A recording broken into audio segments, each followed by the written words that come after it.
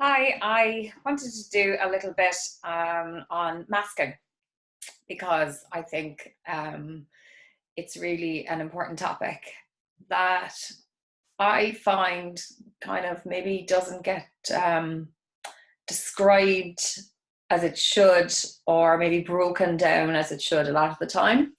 I see people talking about how autistics mask their autism, or to mask their autistic traits. That's not it. That's not. Doesn't ever feel right to me when people kind of describe it as that. To me, it's we are masking ourselves. We learn early on that the way we are is not acceptable. And we don't, it's not that people walk up and tell us, we don't accept you as you are. People might look at you funny when you're saying, or when you're doing something or stimming or something. Somebody might say, oh, you're very direct, or oh, you're very blunt. What did you say that for? So they're correcting the way that you actually communicate. You might just feel somebody else's unease around you, and you pick up on that. And so you kind of start to alter how you interact with other people. And it's not like you make this decision. It's not that you decide, I'm going to just put on an act for everybody every day. Well, this is I suppose I talk about how my experience was for me. This wasn't a conscious decision. It's kind of something that happened. I don't have a memory of making this decision.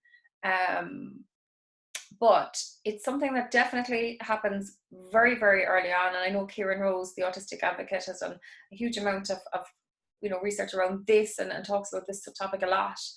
And Kieran reckons that we start doing it as babies. And actually, I agree with him. I think it really starts happening really early on. What is masking? Again, people kind of say masking is what we do to fit in order to fit in. And yeah, but why? Because we're not accepted the way we are. So we have to mask in order to fit in. Sometimes it's described like autistics are sneaking around, pretending, trying to fool everybody, that we're like everybody else, and being quite aware of that we're doing that. And I don't think that's what it is. We literally are not allowed into non-autistic groups and non-autistic society as we are. We're not accepted. People think we're strange. People think we're weird. They write books about us and theories. So we know that, we feel that, and we know that the only way we can exist is by not being ourselves. It's a coping mechanism, and I'll talk a little bit more about that. But really, it's the only way that we have to survive. Masking isn't an autistic thing. It's not unique to autistics.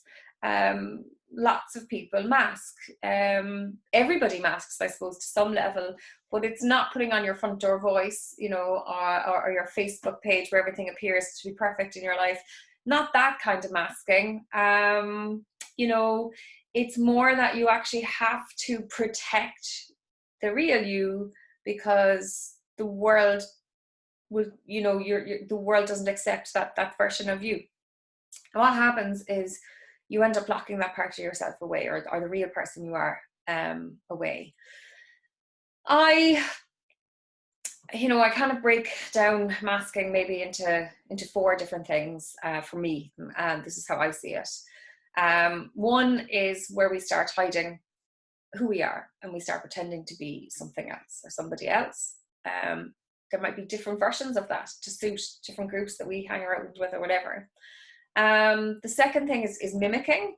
The third thing is fawning, and I'm going to talk about that in a minute, and fortressing, which is kind of an idea I came up with maybe 2 years back.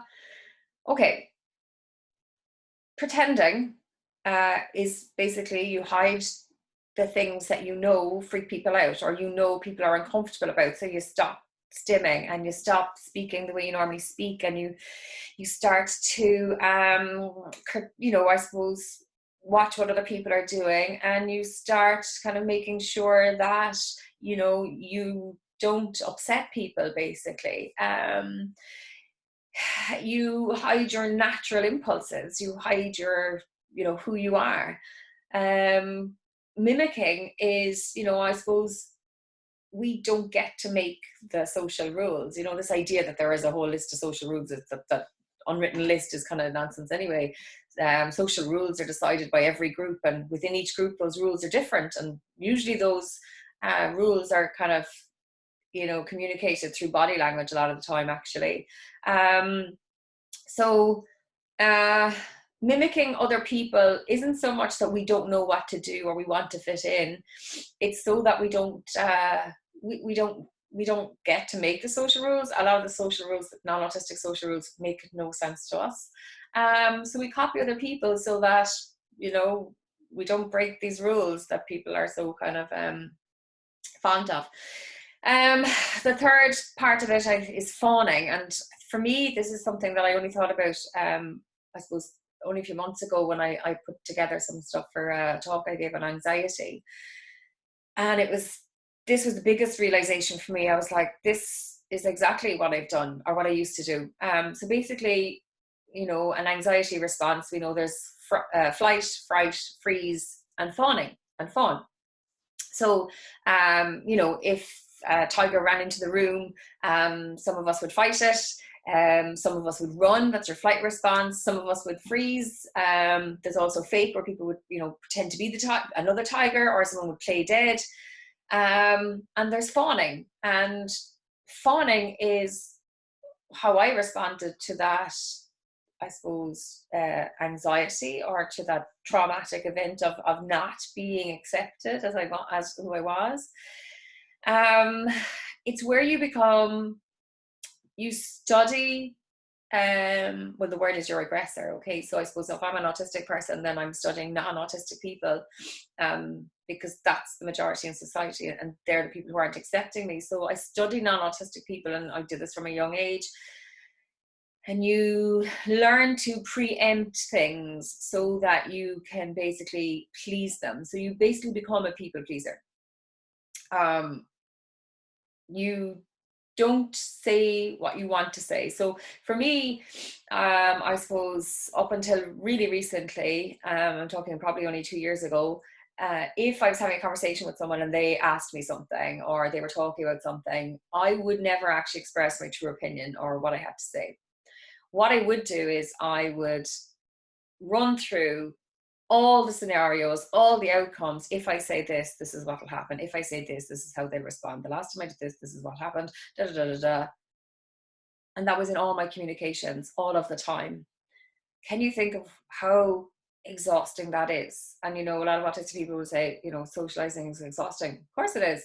If you're literally trying to work out the best case scenario answer to everything, instead of actually just expressing yourself. It's not a good way to be. It obviously puts a lot of, mental stress on us. And never to kind of be free to be yourself and to say what you think is it's not a really good way to exist. Luckily I've stopped. I suppose I just found a way and kind of started demasking after my diagnosis, and I think 2 years ago that's where I stopped saying what other people need to hear, because people don't say what I need to hear. So again, I think fawning, just what I came across, I suppose, when I read about pleasing and fawning and how that's a response to anxiety, it just was like, that explains how I did absolutely, mask when I was communicating with people. So again, it's coming from a place of anxiety. It's coming from a place of fear. It's coming from a place where if you say the wrong thing, somebody might get offended, or somebody is not going to be happy. And I suppose you've learned earlier on that what you need to keep people happy in order to be accepted. It's not a good message to be sending to anybody. It's not a good message. And when you look at the amount of poor mental health and cases of trauma and abuse in the autistic community, you can see why. You know, if you're raising, or if it, not that someone raised me to do this, society raises us to do this, but if you're raising a group of people to be people pleasers, then you're basically grooming them for a life that no one deserves. In, I suppose, the fourth part I talk about is fortressing. And for me, it's more about protecting myself. I think a lot of us are highly empathetic. I definitely am. And if you don't, I think it's impossible to kind of live that way in this world anyway.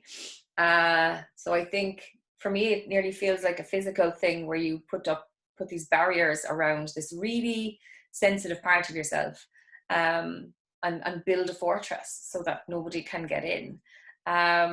You know, so I think that for me, that's how I experienced masking. I know for people, I suppose if parents watching this, it's, you know, this is why autistics need to be ourselves, and we need to be accepted as we are. And I think people need to understand what that is. And I think there's a miscommunication sometimes, because when autistic people say we need to be ourselves, you know, we might get back, oh, well, what about my child banging their head off the wall? Do you think he needs to be himself? That's not an autistic person being themselves. That's an autistic person being highly stressed. And if actually, yeah, if he was allowed to be himself, then he most likely wouldn't be banging his head off the wall. So again, you know, really autistic people do need to be ourselves, because it causes most of our problems, trying to be somebody else, trying to please other people constantly. And again, our average life expectancy is 54 years of age. Our suicide rates are 9 times higher than the average person, than the general public. You know, autism isn't killing any of us. Autism isn't causing any of this. It is society's response to us that does this. So we really need to encourage autistic kids to be themselves, to create spaces where they can, you know, be with each other and see themselves in each other.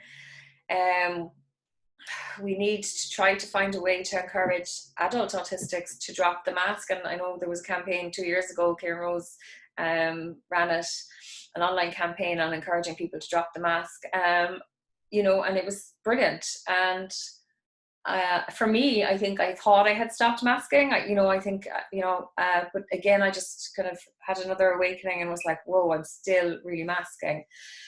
And having the freedom to be yourself is something that's pretty amazing. I don't know if you're autistic and listening to this, how it actually happens.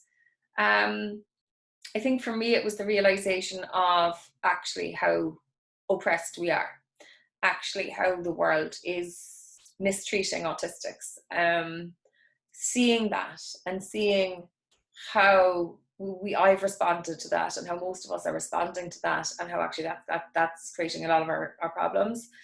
I think that realization, that huge realization, just made me wake up and was like, I'm not doing this anymore. It's not like I have a step-by-step guide that I can give, unfortunately, as much as I'd love to. I think it is realizing that. I think it's accepting ourselves, truly finding self-acceptance. That's a big part of it. You know, and also looking around at other people and kind of saying, why am I putting this stress on myself to be constantly going around smiling and pretending I'm this, you know, everything's perfect, and never saying when anything was kind of wrong in my life, for the fear of burdening someone. Why am I doing that? Or why am I worried about saying the wrong thing? People say the wrong stuff all of the time, you know, and it doesn't seem to affect them in the way it was affecting me. So again, I think the more we talk about masking and the more people talk about their kind of demasking experiences, I think the better it is for autistic people. But I suppose I wanted to talk about masking because it is April and I will be posting more videos on different topics, but really, really not letting, autistic people being ourselves, even that I'm asking that we should be allowed to be ourselves. There's an issue. Look, listen what I'm asking. I'm not saying that we need to, please allow us be ourselves. I'm asking for permission that we can be ourselves. That in itself is just, it's so wrong.